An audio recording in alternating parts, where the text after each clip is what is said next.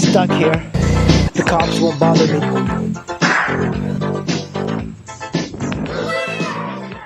There's something very beautiful about having a bike that's an all-arounder. But I think I'm in a point in my life where I don't need an all-arounder. So that's one of the reasons that the NC700X might not be a good fit for me. It's that I just don't see myself wanting to do a lot of cross-country sort of riding. I think I would rather have a bike that is a little bit sharper.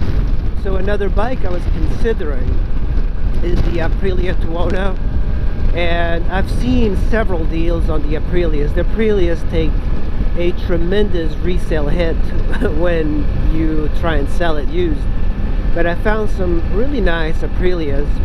And I used to have a friend of mine that had an Aprilia Tuono, and he told me, man, this thing is just so fun.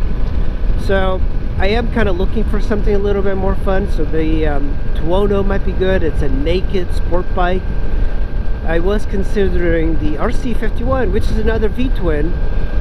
And it's not like I'm particularly interested in V-twins, but I am interested in quirky, eccentric bikes. And V-twins they actually hold their value a little bit better.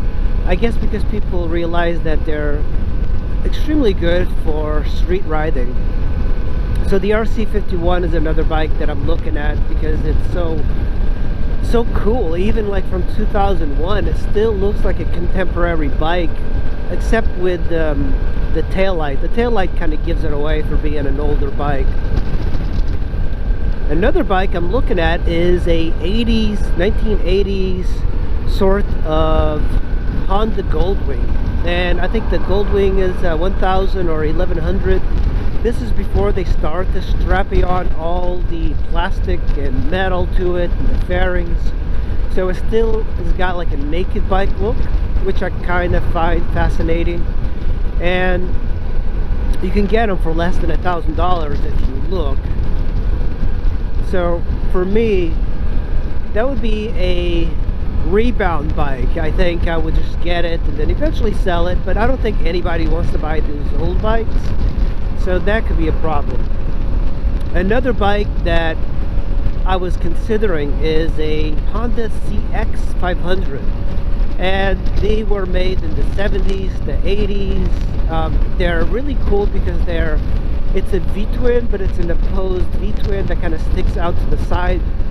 So it's a quirky bike, very interesting sounding bike, but they do have problems with the chain tensioner, which I don't want to deal with. But you can get them really cheap. Another bike I was considering is going back to the old Ninja 250, the one from the early 90s, mid 90s, early 2000s. I really think that bike is extremely phenomenal when it comes to reliability and usefulness. And you get like 70 miles per gallon, and you get it for less than $2,000. So that's a very good bike to get. Like, people make fun of the Ninja 250 for being a beginner's bike, but I find that bike to be a gem when it comes to commuting and just having a very inexpensive bike that you can keep for quite some time. And I did keep my Ninja 250s for a very long time. Another bike I was considering is KTM, and KTM is one of those bikes that I've always been a little apprehensive about it. You know, it's a great bike. Everything I hear is that people really love KTM, and they do make great bikes, but it's not the bike that I see a lot of miles on. It's not a reliable V-twin like this V-Strom. It's not one of these bikes that are easy to maintain. It's got 2 oil filters, all of these over-engineer things that I don't like or appreciate, but they've always been extremely cool. They've always been these bikes that I've always thought the styling was amazing.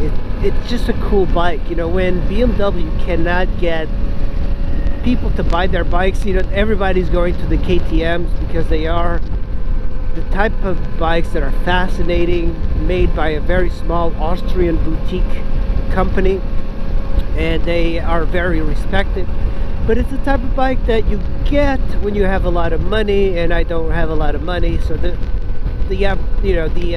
Suzuki for me makes a lot of sense, because it's one of those bikes that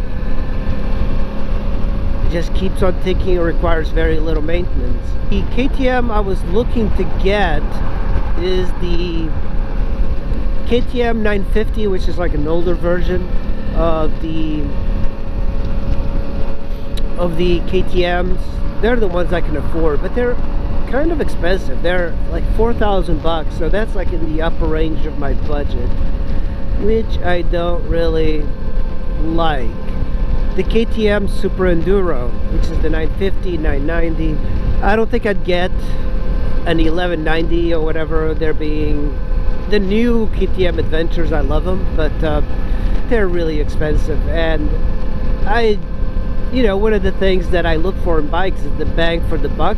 KTM doesn't really give you a good bang for the buck.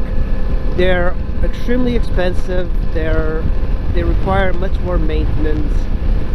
They're great bikes when they're running, but they keep saying KTM stands for keep the mechanic, which is, people are always interested in making stupid little abbreviations like that. But another bike I do like is the CB500X. I know I've criticized it, but it's all relative. Like when you compare it to the V-Strom, I think very few bikes do come up short.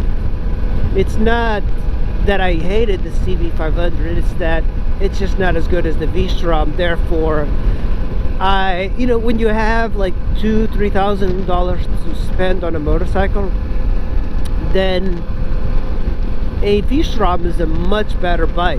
And it's usually the same sort of person that would get a V-Strom and a CB500. It's a rational thinking person that wants a commuter bike or a touring bike, doesn't want to spend a lot of money, and wants a reliable bike that will hold up. That's what those bikes are. So for me, a CB500 would be a good bike if I got a good deal, but since they're still a little expensive, Hondas generally sell for a little bit more than V-Stroms. That's the name of the game. So Kind of stuck here. The cops won't bother me.